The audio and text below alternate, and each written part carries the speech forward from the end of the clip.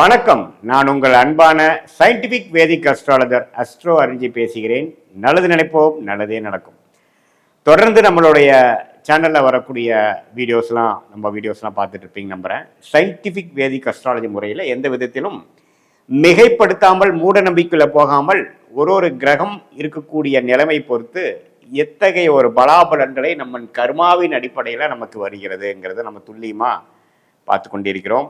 அந்த வகையில் இந்த வீடியோவில் சிம்ம ராசிக்காரர்களுக்கு மே 2025 மாதம் வருடத்தின் 5வது மாதமாகிய மே மாதம் எத்தகைய ஒரு மாதமாக பலாபலன்கள் நிறைந்த ஒரு மாதமாக சிம்ம ராசிக்காரர்களுக்கு இருக்க போகுதுங்கிறது பார்க்க போகிறோம். அதுக்கு முன்னாடி நம்ம சேனலுக்கு ஃபஸ்ட் டைம் வரவங்க மறக்காமல் சப்ஸ்கிரைப் பண்ணுங்கள். ஸோ தட் நம்மளுடைய சேனல்ஸில் வரக்கூடிய வீடியோஸ் எல்லாம் உங்களை அடையும். அதனால நீங்கள் நல்ல ஒரு கிளாரிட்டி, உங்கள் வாழ்க்கையில் அடுத்து வரக்கூடிய விஷயங்களுக்கு எப்படி நீங்கள் உங்களை தயார்படுத்திக்கலாம் அப்படிங்கிற விஷயம் எல்லாமே கொஞ்சம் கற்றுக்கிட்டு தெரிஞ்சுக்கிட்டு பயன் அனுபவிக்கலாம்.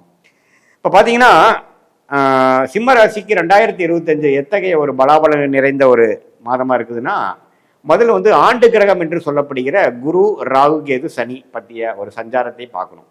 இப்போது குரு அப்படிங்கிற ஒரு கிரகம் பார்த்தீங்கன்னா மிகவும் முக்கியமான ஒரு ஆண்டு கிரகம். ஆண்டு கிரகம்னா என்ன? ஒரு வருடத்துக்கு ஒரு தடவை இடம் பெயரக்கூடிய ஒரு அமைப்பு, அதுதான் ஆண்டு கிரகம் என்று சொல்கிறோம். ஸோ குரு பார்த்தீங்கன்னா இதுவரை 2025 மே 14ஆம் தேதி வரைக்கும் பார்த்தீங்கன்னா ரிஷபத்தில் இருந்த குரு சிம்ம ராசிக்கு 11ஆம் இடத்துக்கு வரார். ஸோ நல்ல விஷயம். லாபஸ்தானத்துக்கு குரு வருவது நல்ல விஷயம். மாதத்தின் நடுப்பகுதியில் வரார். அதே மாதிரி ராகு கேது பார்த்தீங்கன்னா மே 19ஆம் தேதி சிம்ம ராசிக்கு 8ஆம் இடத்துல இருந்து சில பிரச்சனைகள் கொடுத்துட்டு இருந்த ராகு 7ஆம் இடத்துக்கு குரு பார்வை பெறுகிறார். அது ஒரு அருமையான ஒரு பெயர்ச்சி சஞ்சாரம். அதே சமயத்தில் சனி 7ஆம் இடத்துலேருந்து ராசியை பார்த்து கொண்டிருந்த சனி அஷ்டம சனியாக மாறிவிட்டார். எப்போ இருந்ததுன்னா மார்ச் 29ஆம் தேதியிலிருந்தே வந்துட்டார். ஸோ மே மாதம் பிறக்கிறப்பவே பார்த்தீங்கன்னா சிம்ம ராசிக்காரங்க அஷ்டம சனியில தான் உள்ளே என்ட்ராராங்கிறது நீங்கள் தெரிந்து கொள்ள வேண்டும். குருவின் சஞ்சாரமும் குருவின் பயிற்சியும் ராகுவின் பயிற்சியும் மாதத்தின் நடுப்பகுதியில் வருவது ஓரளவுக்கு நல்ல பயிற்சி தான், நல்ல மாற்றம் தான். ஆனால் மாதத்தின் முதல் 15 நாட்கள் கொஞ்சம் சுமாரான பலன்கள், கொஞ்சம் கேர்ஃபுல்லாக இருக்கக்கூடிய அமைப்புகள் இருக்குது. இது ஆண்டு கிரகத்தின் அமைப்பு பொறுத்து. சரி, இப்போ மாதம் மாதம் மாறக்கூடிய கிரகமாகிய சூரியன், புதன், செவ்வாய், சுக்கிரன்லாம் எப்படி இருக்கிறாங்க, சிம்மராசிக்கு எந்த ஒரு தாக்கத்தை கொடுக்க போகிறார் அப்படிங்கிறது நம்ம பார்க்கும் பொழுது, ராசி அதிபதியாகிய சூரியனே பார்த்தீங்கன்னா மீனத்தில் இருந்து மேஷத்துக்கு 9ஆம் இடத்துல உச்சம் பெறக்கூடிய நாள் பார்த்தீங்கன்னா மே 15. ஸோ கரெக்டாக செகண்ட் ஆஃப் மே மாதம் வரும் பொழுது 9ஆம் இடத்துல உச்சம் பெறுகிறார். அதுவரை 8ஆம் இடத்துல சனி, ராகு, புதன், சுக்கிரனோட சேர்ந்திருக்கிறார். ஸோ இதுவும் பார்த்தீங்கன்னா செகண்ட் ஆஃபுக்கு ஒரு நல்ல பிராப்தங்களும் மாற்றத்தையும் கொடுக்கக்கூடிய அமைப்பு. நீங்கள் என்ன நினைக்கிறீங்களோ அதில் கொஞ்சம் ஜெயிக்கக்கூடிய அமைப்பு. அரசு சார்ந்த விஷயங்கள், மேலதிகாரி, பவர், அது மாதிரி சில விஷயத்துலலாம் கொஞ்சம் பெனிஃபிட்ஸ் வரக்கூடிய அமைப்புகள், நீங்கள் நினைக்கக்கூடிய விஷயங்கள் தீர்க்கமாக செய்யக்கூடிய அமைப்புகள்லாம் கொஞ்சம் கொடுக்குது. அதே சமயத்தில் புதன் பார்த்தீங்கன்னா மே 7ஆம் தேதியே மேஷத்துக்கு அதுக்கப்புறம் மே 23ஆம் தேதி ரிஷபத்துக்கு போகிறார். இது இந்த சஞ்சாரம், இந்த பயிற்சியெல்லாம் அருமையான ஒரு பயிற்சி. ஸோ புதனும் அடுத்தடுத்து போகிறது மே 7ஆம் தேதியிலேருந்து வரக்கூடிய விஷயங்கள் கொஞ்சம் பரவாயில்லை. அதே சமயத்தில் சுக்கிரன் 8ஆம் இடத்திலே நீடித்திருக்கிறார், சனியோட சேர்ந்து நீடித்திருக்கிறார். அதே மாதிரி செவ்வாய் பார்த்தீங்கன்னா ராஜயோகாதிபதியாக இருந்து 12ஆம் இடத்திலே நீடித்து நீச்சமாக இருக்கிறார்.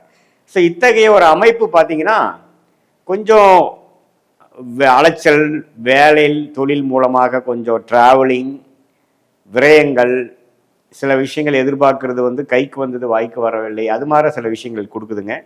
பட் மே செகண்ட் ஹாஃப்லேருந்து ராகு பயிற்சியை குரு பார்வை பெறுறதுனால ஒரு புதிய தொடர்பு, ஒரு வியாபாரத்தில் இருக்கிறவங்களுக்கு ஒரு புதிய கான்ட்ராக்ட் கிடைக்கிறது, புதிய ப்ராஜெக்ட் கிடைக்கிறது, வேலையில் இருக்கிறவங்களுக்கு ஒரு மாற்றத்தை, ஒரு ப்ராஜெக்ட் மாறி கிடைக்கிறது, ஒரு வேலை மாறுறது, அது மாதிரி நிறைய மாற்றங்கள் கொடுக்கக்கூடிய அமைப்பு இருக்குங்க. இது உங்களோட தசாபுக்திகள் எப்படி இருக்கிறதோ அதோட சேர்த்து பார்க்கும்பொழுது ஒன்றுமே நம்ம துல்லியமாக சொல்லலாம். ஸோ கண்டிப்பாக மே மாதம் நிறைய மாற்றங்கள் நிறைந்த ஒரு மாதமாக சிம்மராசிக்காரர்கள் இருக்குது. அஷ்டம சனியில் கடந்த 1.5 மாதமாக மே மாதம் ஸ்டார்ட் ஆகிறதுலேருந்தே அஷ்டம சனியில் இருக்காங்க. மார்ச் 29 ஆயிடுச்சு. அப்படிங்கிறப்போ உடல் உபாதை, உடலில் சிறு சிறு தொந்தரவுகள், அதெல்லாம் கொஞ்சம் வந்து போகிற மாதிரி அமைப்புகள் அடுத்த ஒரு 1.5-2 வருஷத்துக்கு இருக்குது. ஸோ சிம்மராசிக்காரர்கள் வயசு வித்தியாசம் பார்க்காமல் கொஞ்சம் உடம்பை பார்த்துக்கணும். நீங்கள் சாப்பிட்ற ஆகாரம் எப்படி இருக்குன்னு பார்த்துக்கணும். அதிக தண்ணி குடிக்கணும்.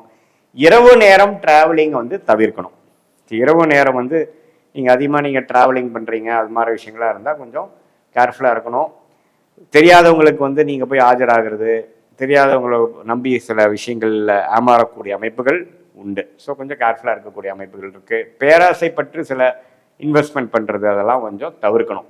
ஏன்னா எப்பவுமே பேராசைப்படும் பொழுதும் உடல் உழைப்பு இல்லாமல், நியாயமான ஒரு விஷயங்கள் இல்லாமல் கொஞ்சம் அதிகப்படியான ஒரு ரிட்டர்ன்ஸ் பார்க்கணும், ஒரு ஆசைப்பட்டு பண்ணுறது அப்படிங்கிறதெல்லாம் வரும்பொழுது அஷ்டம சனியில் பிரச்சனைகள் கொடுக்கும். ஏன்னா அஷ்டம சனியே பார்த்தீங்கன்னா சனியின் ஆதிக்கம் வந்து 8ஆம் இடத்துல இருக்கும் பொழுது, 8ங்கிறது உங்களுக்கு வந்து மரணத்துக்கு ஒப்பான கண்டம், உடல்நல கோளாறு, அசிங்கம், கேவலம், பிரச்சனைகள், இக்கட்டான சூழ்நிலை, வெளியில் சொல்ல முடியாத ஒரு ப்ராப்ளம் அப்படிங்கிற மாதிரி சில விஷயங்கள்லாம் கொடுக்கக்கூடிய இடம் வந்து ஆக்டிவேட் ஆகும். சனி எந்த வீட்டுக்கு போகிறாரோ அந்த வீட்டை ஆக்டிவேட் பண்ணுவார். இதே 10ஆம் இடத்துக்கு வந்தாருன்னா தொழில் ஸ்தானத்தில் பயங்கர ஃபோக்கஸ் இருக்கும், வேலை அதிகமாக இருக்கும், வேலையில் அதிகமான ஆக்டிவிட்டி இருக்கும். அதே மாதிரி 8ஆம் வீட்டில் இருக்கும் பொழுது கொஞ்சம் உடல் குளம் கோளாறு, உறவுகளில் கொஞ்சம் பிரச்சனை, ஹஸ்பண்ட் ஒய்ஃபில் கொஞ்சம் ப்ராப்ளம் ஆகுறது, நண்பர்களுக்குள்ளே ஒரு அதிருப்தி ஆகுறது, திடீர்னு ஒரு கெட்ட பேர் நமக்கு கிடைச்சிடுறது, அது மாதிரி சில விஷயங்கள்லாம் கொஞ்சம் உண்டு. ஸோ கம்யூனிகேஷன் பண்ணுறப்போ கொஞ்சம் கரெக்டாக பண்ணணும், அவசரப்பட்டு வார்த்தை விட்டுறக்கூடாது. அது மாதிரி விஷயங்கள்லாம் கொஞ்சம் பார்த்து செய்யக்கூடிய ஒரு அமைப்பு தான் சிம்மராசிக்காரர்களுக்கு மே 2025 கொஞ்சம் அப்படி இருக்குங்க. மற்றபடி பார்த்தீங்கன்னா மாணவர்களுக்கு வந்து புதனின் சஞ்சாரம் நல்லா இருக்கிறனாலையும், லக்னாதிபதியே உச்சம் பெற்று இருக்கக்கூடிய அமைப்புகள் வந்து செகண்ட் ஹாஃப்லேருந்து வரனாலையும் சில காம்படேட்டிவ் எக்ஸாம்ஸ் எழுதுகிறவங்க, ஸ்கூலில் படிக்கிறவங்க, காலேஜில் படிக்கிறவங்க, பப்ளிக் எக்ஸாம், ஃபைனல் எக்ஸாம் எழுதுகிறவங்களுக்கெல்லாம் ஓரளவு கிளாரிட்டி கொடுக்கக்கூடிய அமைப்புகள் கண்டிப்பாக உண்டு. அதே சமயத்தில் ஒரு சனியும் ராகுவும் அப்படியே கொஞ்சம் கொஞ்சமாக விலகி மே 19ஆம் தேதிக்கு அப்புறம் சனி ராகுக்கு ஒரு டிஸ்டன்ஸ் அதிகமாக இருந்தது வந்து கொஞ்சம் பிரச்சனைகள்லேருந்து கொஞ்சம் விடுபடக்கூடிய அமைப்பு இருக்குது. ஸோ மே 19 வரைக்கும் கொஞ்சம் சிம்மராசிக்காரர்கள் மாணவர்களாக இருந்தாலும் சரி, நடுத்தர வயதினராக இருந்தாலும் சரி, சீனியர் சிட்டிசனாக இருந்தாலும் சரி, அவங்களுக்கு வயசுக்கு ஏற்ற சில பிரச்சனைகளும் சில முக்கியமான சில விஷயங்களில் வந்து கொஞ்சம் கவனம் இல்லாமல் போனோம்னா கொஞ்சம் சிக்கலில் மாட்டிக்கிற மாதிரி அமைப்புகளே உண்டு. ஸோ அதனால் நீங்கள் கொஞ்சம் முன்னெச்சரிக்கையோட கொஞ்சம் கிளாரிட்டியோட செயல்பட வேண்டிய விஷயங்கள் கண்டிப்பாக தேவைப்படுகிறது. இதுதான் பார்த்தீங்கன்னா ஒரு பொதுவான பலன்கள் சிம்மராசிக்காரர்களுக்குரிய. உங்களுடைய ஜென்ம ஜாதகத்தில் நீங்கள் எந்த லக்னத்தில் பிறந்திருக்கீங்க, ராசி சிம்மராசி, ஓகே, லக்னம் என்ன, லக்னாதிபதி எப்படி இருக்கிறார், உங்களுடைய தசாபுக்திகள் எப்படி போயிட்டு இருக்குது, அந்த தசநாதனும் புக்திநாதனும் இப்போ நான் சொன்ன கோச்சாரம் என்று சொல்லப்படுகிற டிரான்சிட் அஸ்ட்ராலஜியில் ஆண்டு கிரகமாக மாத கிரகமாக எப்படி போய் கொண்டிருக்கிறார்கள், புக்திநாதன் எப்படி போய் கொண்டிருக்கிறார்கள். ஸோ அது வந்து நம்மளோட சொன்ன இந்த கோச்சார அமைப்போட நம்ம மிக்ஸ் பண்ணி பார்க்கும் பொழுது நல்ல சாதகமான பலன்களா, சாதகமற்ற பலன்களா, நெக்ஸ்ட் ஒரு 1 இயர் எப்படி இருக்குது, நம்ம டைமு 6 மந்த்ஸ் எப்படி இருக்குது, 2 இயர்ஸ்க்கு அப்புறம் எப்படி இருக்குது, எது மாதிரி டைரக்ஷனில் மூவ் ஆகுது, உங்களுடைய மனசில் இருக்கக்கூடிய சந்தேகங்களுக்கு உங்கள் ஜாதகத்தில் என்ன அமைப்பு இருக்குது, இந்த சிம்மராசிக்கு வந்து கோச்சார அமைப்புமே மிக்ஸ் பண்ணி நம்ம சொல்லும் பொழுது துல்லியமான பலன்களும் உங்களுடைய லைஃப் டைரக்ஷனுக்கு வேணுங்கிற கிளாரிட்டியும் கண்டிப்பாக இந்திய வேத ஜோதிடம் அறிவியல் சார்ந்த விதத்தில் பார்த்து எந்த விதத்திலையும் மூட நம்பிக்கை பரிகாரங்களாக போகாமல் சயின்டிஃபிக் வேதிக் அஸ்ட்ராலஜி முறையில் கண்டிப்பாக பார்க்கலாங்கிறத நீங்கள் தெரிஞ்சுக்கங்க. மீண்டும் மற்றொரு காணொலியில் சந்திப்போம். நன்றி, வணக்கம். நான் உங்கள் அன்பான சயின்டிஃபிக் வேதிக் அஸ்ட்ராலஜர் அஸ்ட்ரோ அருஞ்சி பேசுகிறேன். நல்லது நினைப்போம், நல்லதே நடக்கும். தொடர்ந்து நம்மளுடைய சேனலில் வரக்கூடிய வீடியோஸ்லாம் பார்த்துட்டு போய் நம்புகிறேன். சயின்டிஃபிக் வேதிக் அஸ்ட்ராலஜி முறையில் எந்த விதத்திலும் மிகைப்படுத்தாமல் உள்ளது உள்ளவாறு நம்ம பார்த்து கொண்டிருக்கிறோம்.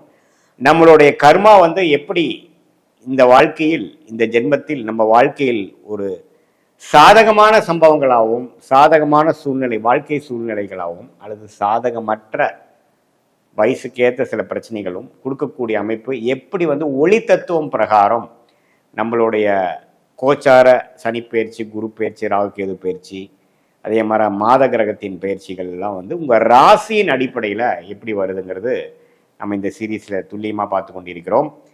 அந்த அடிப்படையில் இந்த வீடியோவில் மே 2025 கன்னி ராசிக்காரர்களுக்கு எப்படி ஒரு பலாபலன்கள் நிறைந்த ஒரு மாதமாக மே 2025 இருக்க போகுதுன்னு பார்க்க போகிறோம். அதுக்கு முன்னாடி நம்ம சேனலுக்கு ஃபஸ்ட் டைம் வரவங்க மறக்காமல் சப்ஸ்கிரைப் பண்ணுங்கள். ஸோ தட் தொடர்ந்து நம்மளோட வீடியோஸ்லாம் உங்களை வந்து அடைந்து நீங்கள் அது மூலமாக நல்ல ஒரு கிளாரிட்டி, நல்ல ஒரு ப்ரிப்பேர்ட்னஸ், என்ன வந்து எப்படி வரப்போகுது விஷயங்கள், எப்படி நீங்கள் அதை எதிர்கொள்ளலாம் அப்படிங்கிறது உங்களோட ராசிக்கு ஒப்பிட்டு பார்த்து நீங்கள் பயன் பெறலாம்.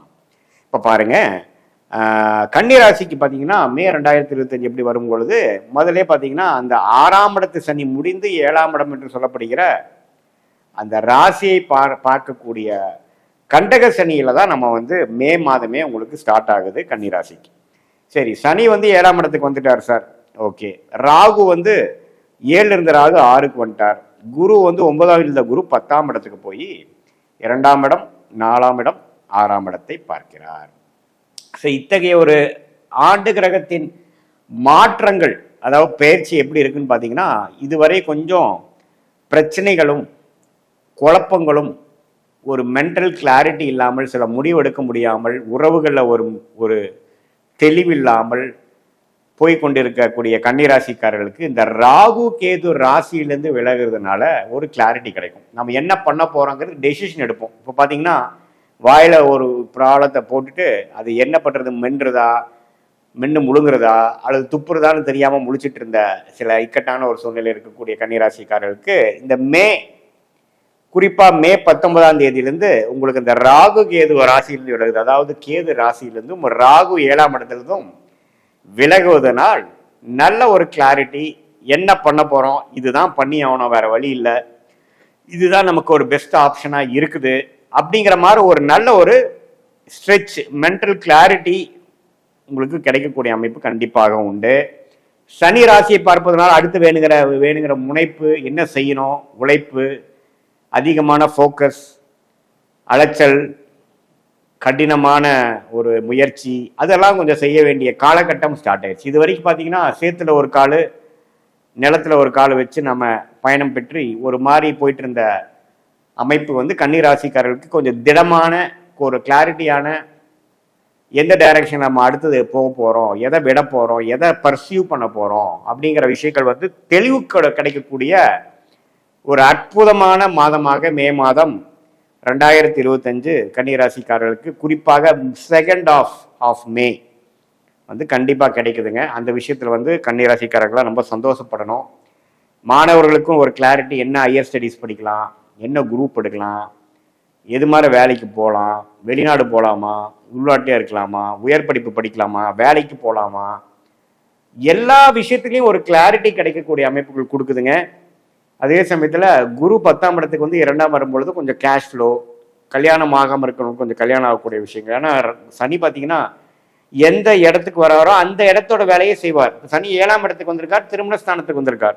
ஸோ திருமணத்தில் அதிகமாக பார்க்கக்கூடிய அமைப்புகள், நிறைய வரன் பார்க்கக்கூடிய அமைப்புகள், அந்த திருமண வயதினர் ஆக இருக்கக்கூடிய பெண்களாக இருந்தாலும் சரி, ஆண்களாக இருந்தாலும் சரி, கன்னிராசிக்காரர்களுக்கு திருமணத்தில் கொஞ்சம் ஃபோக்கஸு, வீட்டில் கொஞ்சம் பார்க்க அமைக்கிறது, வேலை தொழில் இருக்கிறவங்க பங்குதாரர்கள் மூலமாக கொஞ்சம் ஒரு சில ஆக்டிவிட்டிஸ் நடக்கிறது, புதுசாக ஒரு அசோசியேஷன் கிடைக்கிறது, புதுசாக ஒரு கான்ட்ராக்ட் எடுக்கிறது, இதுவரை நம்ம பழகாத ஒருத்தரை வந்து ஒரு ஒரு ஒரு பர்டிகுலர் அசோசியேட்டாக எடுத்துக்கிறது, அவங்க மூலமாக நம்ம வந்து ஒரு வர்த்தகம் செய்கிறது, இது மாதிரிலாம் கொஞ்சம் புது ஆக்டிவிட்டீஸ்லாம் வரக்கூடிய அமைப்புகள் இருக்குது. அதே சமயத்தில் ராகு 6ஆம் இடத்துக்கு வந்து குரு பார்வை பெறுவதனால நல்லாவே கொஞ்சம் அந்நியர் மூலமாக அவுட்டர் சர்க்கிள்குள்ளே போகக்கூடிய விஷயங்கள், கடன் கொஞ்சம் பெற்று அது மூலமாக கொஞ்சம் அபிவிருத்தி பண்ணுறது, கொஞ்சம் next level of growth, division, அடுத்த டிவிஷனுக்கு போகிறது, கொஞ்சம் ஒரு 4 விஷயத்தை பண்ணிட்டு இருந்தீங்கன்னா ஒரு 5-6 விஷயம் சேர்த்து பண்ணுறது, அது மாதிரி ஒரு எக்ஸ்பான்ஷன் கொடுக்கக்கூடிய ஒரு அமைப்பு இருக்குது. குரு வந்து 10க்கு வந்துட்டாருன்னு நம்ம வந்து சில டைம்ஸ் பார்த்தீங்கன்னா குரு 10ல் இருந்தால் அதை செய்வார் இதை செய்வார் நெகட்டிவாக சொல்லுவாங்க. அப்படி கிடையாது. குரு 9ல் இருந்தால் ராசியை பார்த்து புத்துணர்ச்சி கொடுக்குறாரு. குரு 10க்கு வந்தால் 2ஆம் இடங்கிற தனஸ்தானத்தை பார்த்து கேஷ் ஃப்ளோ, வருமானத்தை கொடுப்பார். ஸோ அதனால் இது ஒரு அருமையான ஒரு அமைப்பு தான். ஸோ மாத கிரகத்தோட அமைப்பு எப்படி இருக்குன்னு பார்க்கும் பொழுது, கன்னி ராசியோட அதிபதி யாரு? புதன். புதன் எப்படி இருக்கிறாருன்னு பார்த்தீங்கன்னா, புதன் வந்து மாதத்தின் முதல் 7 நாட்கள் ராசியவே பார்க்கறது அற்புதமான விஷயம். அதுக்கப்புறம் 7ஆம் தேதிக்கு அப்புறம் மேஷத்துக்கு 8ஆம் இடம் போனாலும் மேஷத்தில் இருக்கிறார். 23ஆம் தேதிக்கு அப்புறம் ரிஷபத்துக்கு வரார். ஸோ 23ஆம் தேதிக்கு மேலே ரிஷபத்துக்கு வரக்கூடிய புதன் நல்ல பலனை கொடுப்பார். ஏன்னா சுக்கிரன் வந்து ரிஷபத்தோட அதிபதியாக இருந்து புதனோட நட்பு வீடாக இருக்கிறது. ஸோ இதுதான் வந்து நம்ம தெரிஞ்சுக்கக்கூடிய ஒரு அமைப்பு. ஸோ ராசி அதிபதியே வந்து ஒரு நல்ல சஞ்சாரத்தில் இருக்கிறது வந்து ஒரு நல்ல அமைப்பு.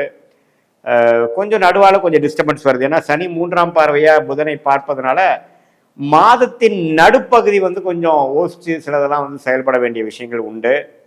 அதுக்கப்புறம் அப்படியே மாதம் முடிகிறப்ப நல்ல கிளாரிட்டி கொடுக்கக்கூடிய அமைப்பு இருக்குது. அதே சமயத்தில் சூரியனும் பார்த்தீங்கன்னா 7ஆம் இடத்துலேருந்து மாதத்தின் நடுப்பகுதியில் 8ஆம் இடத்துக்கு வந்து கொஞ்சம் ட்ராவலிங்கு, கொஞ்சம் சில விஷயங்கள்ல எதிர்பார்க்குற விஷயங்கள் வெயிட்டிங்கில் போகிற மாதிரி, கொஞ்சம் திடீர் சில விஷயங்கள் வந்து நீங்கள் நினச்ச மாதிரி ஆகாமல் கொஞ்சம் மாறி வரக்கூடிய அமைப்புகள் அது மாதிரிலாம் கொஞ்சம் கொடுக்குதுங்க. கொஞ்சம் ட்ராவலிங்கும் கொடுக்கக்கூடிய அமைப்புகள் இருக்குது. சுக்கிரன் 7ஆம் இடத்துல நீடித்திருந்து மாதத்தின் இறுதி நாளில் தான் மாறுறார். ஸோ அந்த சுக்கிரன் ராகு சனியோட சம்மந்தப்படுறதுனால நீங்கள் என்னென்னா கொஞ்சம் எதிர்பாலினத்தினோட பழகிறப்போ கொஞ்சம் கேர்ஃபுல்லாக பழகணும். ஃப்ரெண்டாக இருக்கிறது வந்து நெக்ஸ்ட் லெவலாக போகக்கூடிய அமைப்பு, கொஞ்சம் காதல் வயப்படுறது அது மாதிரி விஷயங்கள்லாம் இருக்குது. காதல் பண்ணிட்டு இருந்த கடந்த 1.5 வருஷம் 2 வருஷமாக பண்ணவங்களுக்கு ஒரு ஜாதக அந்த அந்த வீட்டில் சொல்லி அது மேட்சிங் ஆகி கல்யாணம் பண்ணக்கூடிய அமைப்புக்கு வேணுங்கிற ஒரு ஸ்டார்டிங் ஸ்டேஜ் கொடுக்கக்கூடிய மாதமாகவும் இருக்குது. ஏன்னா குரு வந்து குடும்பஸ்தானத்தை பார்க்குறதும் 7ஆம் இடத்துல சுக்கிரனும் சனி இருக்கிறதும் 6ஆம் இடத்துல ராகு இருந்து குரு பார்வை பெறுவதும் எல்லாமே கொஞ்சம் அடுத்த லெவலுக்கு கொண்டு போகக்கூடிய அமைப்பு. ஸோ நல்லாவே பார்க்கும் பொழுது மாணவர்களுக்கும் பார்த்தீங்கன்னா முதல் மாதத்திலேயே கன்னி ராசியை பார்த்து கொண்டிருக்கிற அந்த ராசி அதிபதியை பார்க்கறதுனால நல்லா படிக்கக்கூடிய அமைப்பு, கிளாரிட்டி. ஆனால் முதல் ஒரு 3-4 நாட்கள் பார்த்தீங்கன்னா சனி ராகுவோட சேர்றப்போ சம்டைம்ஸ் ஒரு ஃபியரு, ஒரு நாள் நல்லா கிளாரிட்டியோடு இருக்கிறது, ஒரு நாள் கொஞ்சம் பயந்து இருக்கிறது, கான்ஃபிடன்ஸ் இல்லாமல் இருக்குதுங்கிற மாதிரி இருக்கும். பட் மாதத்தின் ஒரு செகண்ட் ஹாஃப்க்கு அப்புறம் பார்த்தீங்கன்னா எல்லாமே கைகூடி வரக்கூடிய அமைப்புகள். நான் முதலே சொன்ன மாதிரி ராகு கேதுகள் விலகிறது வந்து ஒரு அற்புதமான விஷயம். ஸோ நல்ல ஒரு அமைப்பு இருக்குங்க கன்னிராசிக்காரர்களுக்கு. கிளாரிட்டி கொடுக்கக்கூடிய அமைப்பு. 1.5 வருஷமாக ராகு கேதுவால் பாதிக்கப்பட்ட கன்னிராசிக்காரர்களுக்கு நல்ல ஒரு விமோச்சனம் கொடுக்கக்கூடிய ஒரு பயிற்சியாக இருக்கிறது. இது ஒரு பொதுவான பலன்களை தவிர உங்களுடைய ஜென்ம ஜாதகத்தில் நீங்கள் என்ன லக்னத்தில் பிறந்தீங்க, அந்த லக்னாதிபதி எப்படி இருக்கிறாரு, அதெல்லாம் பொறுத்து தான் உங்களுடைய எல்லா விஷயங்களும் வந்து நம்ம வந்து பொருத்தி பார்க்கலாம். நான் சொன்ன இந்த கோச்சார் அமைப்பையும் பொருத்தி பார்க்கும் பொழுது நான் சொன்ன இந்த சாதகமான பலன்கள் எப்படி இன்னுமே தூக்கலாக இருக்க போதா, தசாபுக்திகள் ஒன்றும் நல்லா இருக்கா, தசாபுக்திகள் கொஞ்சம் சுமாராக இருக்கும் பொழுது நான் சொன்ன சாதகமான பலன்கள் கொஞ்சம் கம்மியாக வருதா, எது மாதிரி விஷயங்கள் வந்து கோச்சாரத்தை சப்போர்ட் வருது, ஷார்ட் டேர்ம் என்ன லாங் டேர்ம் என்ன, எது மாதிரி லைஃப் டைரக்ஷனில் நம்ம வாழ்க்கை போக போகுது, இது எல்லாமே நம்ம துல்லியமாக இந்திய வேத ஜோதிடம் அறிவியல் சார்ந்த முறையில் இந்த சயின்டிஃபிக் வேதிக் அஸ்ட்ராலஜி முறையில் கண்டிப்பாக பார்த்து நீங்கள் பயன்பெறலாம். இது ஒரு பொதுவான பலன்கள் நீங்கள் தெரிஞ்சுக்கணும். மீண்டும் மற்றொரு காணொலியில் சந்திப்போம். நன்றி, வணக்கம்.